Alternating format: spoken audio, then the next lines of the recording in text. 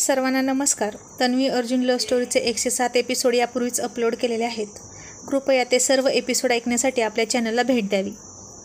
आज तन्वीने अर्जुन ऑफिसला गेला तसे फोन फिरवायला सुरुवात केली. मग तिनं पटापट सगळ्यांना सूचना दिल्या. इतक्यात त्याचा लंच देण्याची वेळ झाली. तिने आठवणीने त्याचा लंच बॉक्स ऑफिसला पाठवला, पण जास्त काही आज सरंजाम नाही केला तिनं.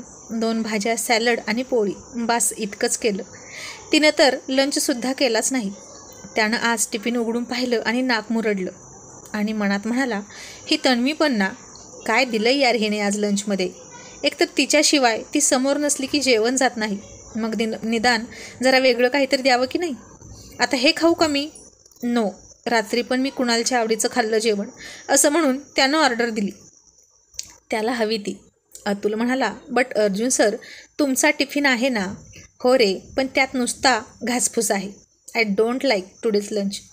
तसे अतुलने मोठे डोळे केले. अहो काय वाईट आहे त्यात? मग खा तूच आणि एन्जॉय कर. मी माझ्यासाठी मस्त चिकन लॉलीपॉप मागवले आहेत. माझ्यासारख्या वाघाला हे असलं गवत चालत नाही. आणि अतुल म्हणाला, पण याआधी तर खात होता की नाही हेच तुम्ही? आणि अर्जुन म्हणाला, हो, कारण याआधी माझा टिफिन माझ्यासाठीच माझ्या आवडीचा विचार करून बनत होता. मग आता काय झालं? अतुलने विचारलं. अरे आता मॅडम गुंतल्या आहेत भावाच्या लग्नाच्या प्लॅनिंगमध्ये, त्यामुळे आज डब्यात चिठ्ठीही नाही आणि असा डबा दिला आहे. सिम्पल. ती माझी आवड विसरत आहे यार. अर्जुन थोडा गाल फुगवून म्हणाला आणि अतुल हसायला लागला. काय झालं? तुला दात काढायला?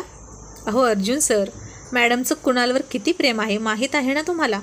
हो आहे माहीत. अर्जुन पुन्हा एकदा गाल फुगवून म्हणाला आणि मनात म्हणाला, त्या डफर साल्यासाठीच तिनं माझी द अर्जुनची कॉलर पकडली होती आणि जीवच ओवाळून टाकते त्याच्यावरून. माझ्यापेक्षा जास्त प्रेम करत असेल ना ती त्याच्यावर. कुणालनं तर पैजच लावली माझ्याशी. इतका कॉन्फिडन्स आहे त्याला. आणि तिला विचारलं आणि ते खरंच निघालं तर? नो, ती फक्त माझ्यावर खूप जास्त प्रेम करते, त्याच्यावर नाही. आणि हे तिच्या तोंडून ऐकून माझं काय होईल त्यापेक्षा नकोच विचारायला. इतक्यात त्याचं पार्सल आलं. अर्जुन खाऊ लागला आणि अतुल म्हणाला, सर तुम्ही एकटेच खाणार? हो, तुला आवडतं ना ते घासफूस, तर तूच खा. त्यानं अतुलला एकही घास दिला नाही. आणि अतुल म्हणाला, हावरट कुठले. आणि आता खाता खाता अर्जुन म्हणाला, अतुल तू नेहमी विचारतो ना बेबीबद्दल की माझा विचार आहे का? हां मग काय त्यात? अतुल म्हणाला, अरे हिच्या भावाचं लग्न आहे तर हिचं माझ्याकडे इतकं दुर्लक्ष होतंय आणि उद्या तिच्या खूप हक्काचं बेबी आलं तर माझं काय होईल? नको, मला तर घर सोडण्याची वेळ येईल आणि हॉटेलमध्ये किंवा ऑफिसमध्ये राहावं लागेल. मिळतोय तोही टिफिन मिळणार नाही. आणि अतुल काहीतरी सिक्रेट सांगत असल्यासारखा चेहरा करून म्हणाला, अर्जुन सर, अहो तसंच होते सध्या माझ्या बाबतीत. रात्री झोपता येत नाही मिठी मारून. उशा असतात दोघांच्या मध्ये. का तर या बायकांना विश्वास नाही ना आपल्यावर.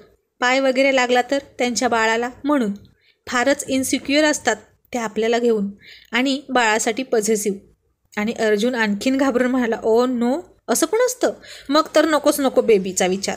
अहो पण मॅडमनी बेबी मागितलं तर काय? एका पॉईंटनंतर बायका स्वतःच बेबी मागतात. त्यांचं आपल्यापासून मन भरलं की आपल्यावरचं प्रेम कमी करून त्या बेबीला प्रेम करतात. आणि हे ऐकून अर्जुन फार घाबरला होता.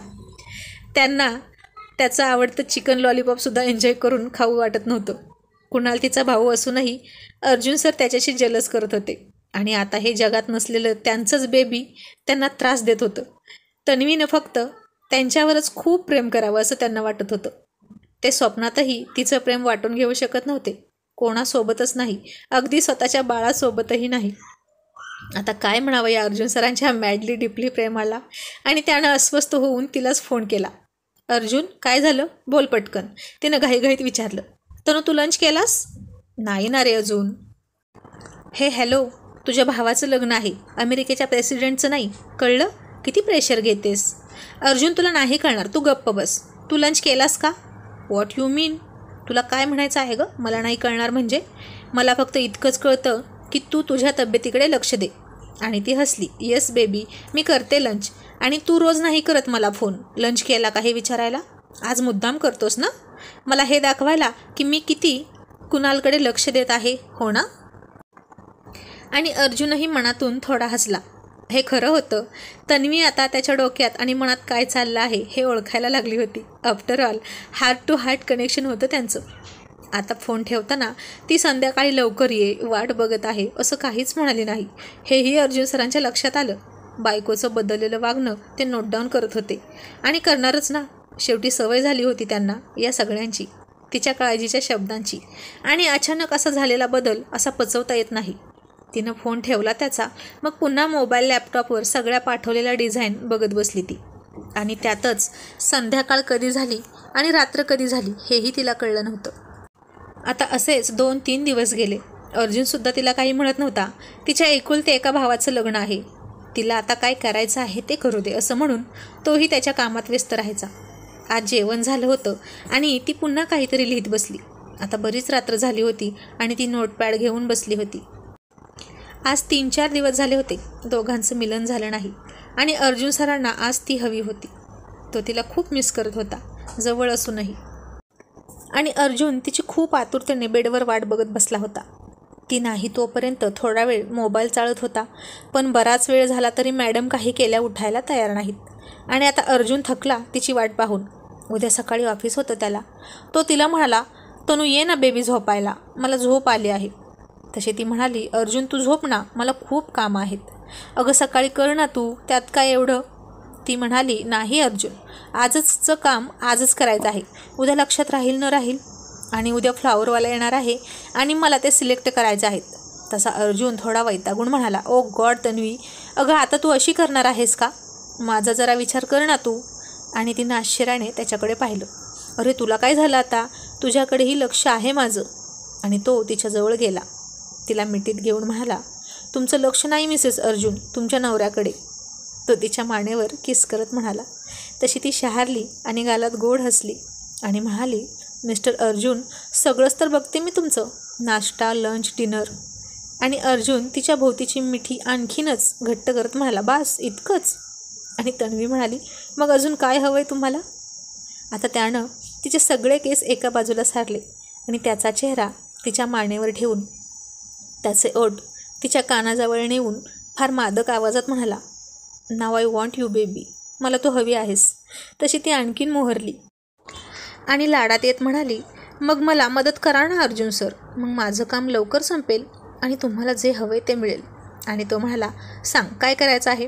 आणि तिने त्याला ती सगळी भली मोठी लिस्ट दाखवली. तसा अर्जुन मोठे डोळे करून ओरडला, ओ माय गॉड, अगं इतकं काम असतं का लग्नात? त्यापेक्षा रजिस्टर मॅरेज करायचं ना आपल्यासारखं, मग लगेच हनीमून, असं चावटपणे म्हणून त्याने तिला किस केला.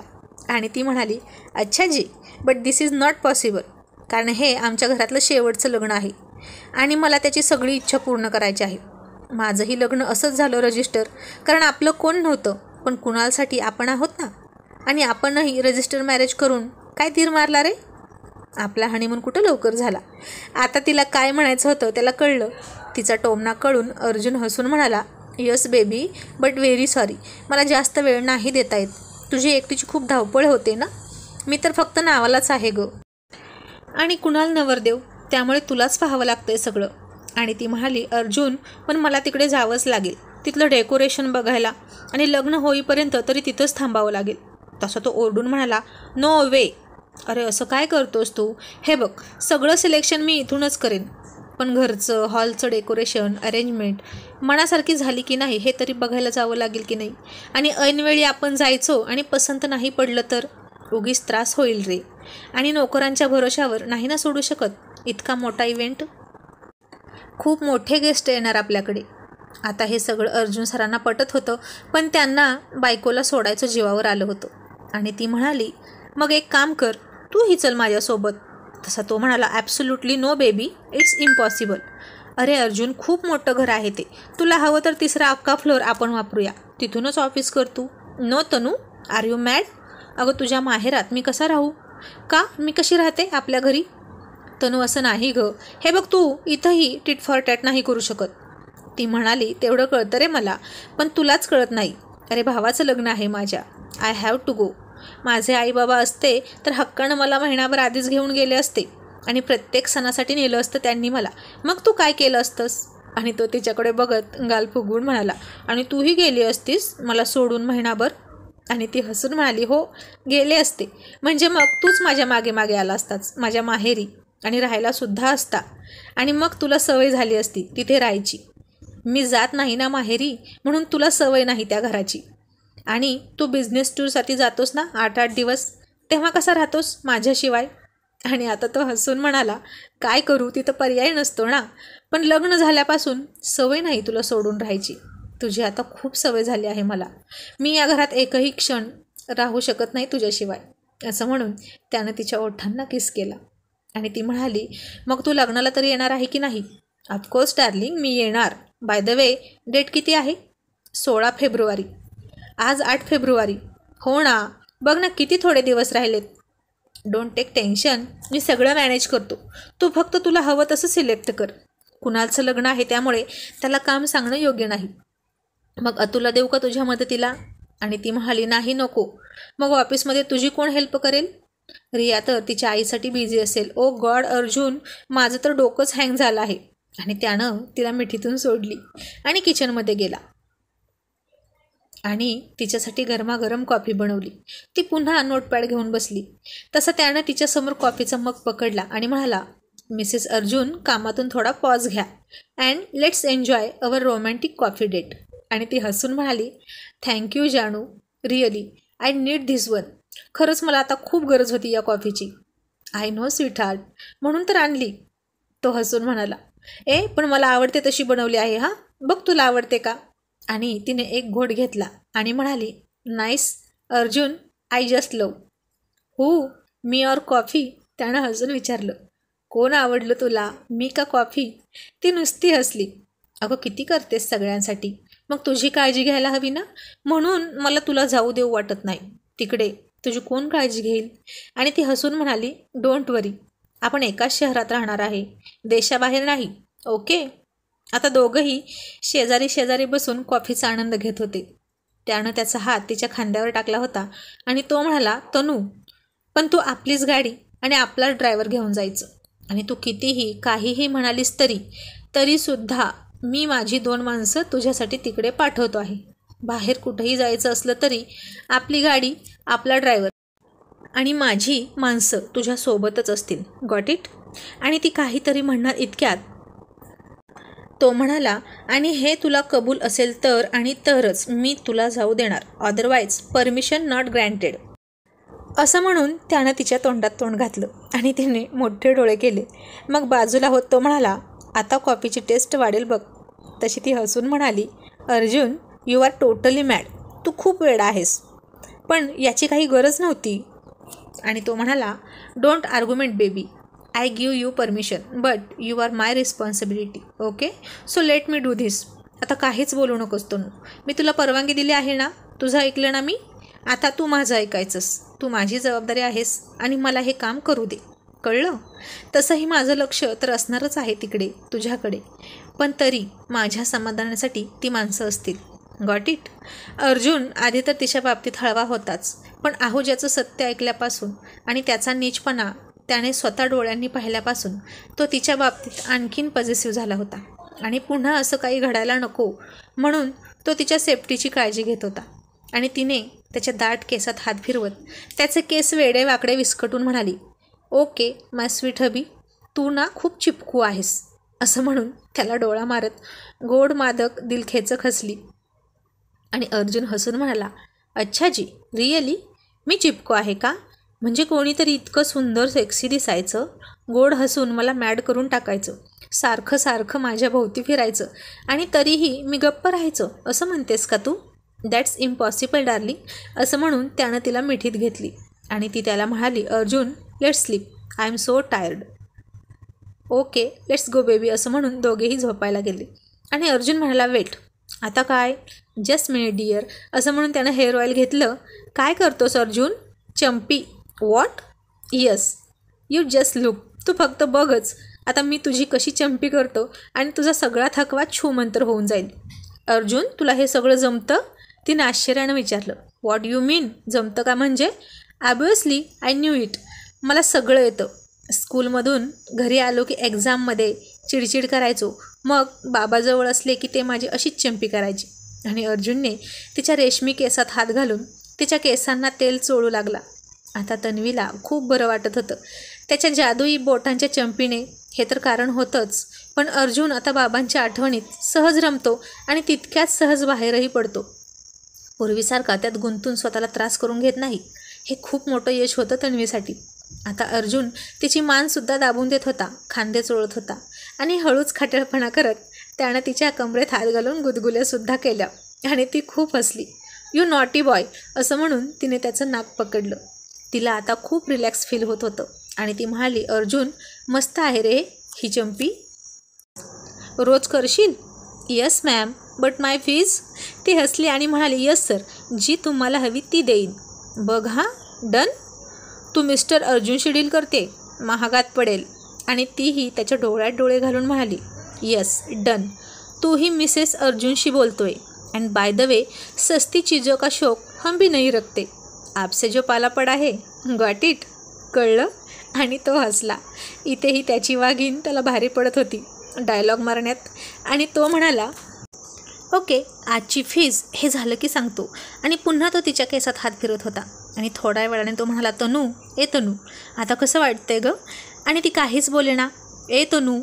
त्यानं पुन्हा एकदा हाक मारली आणि त्यानं पाहिलं तर ती झोपली होती. तो गाला थळूच हसला आणि म्हणाला, किती थकली आहे माझी बायको.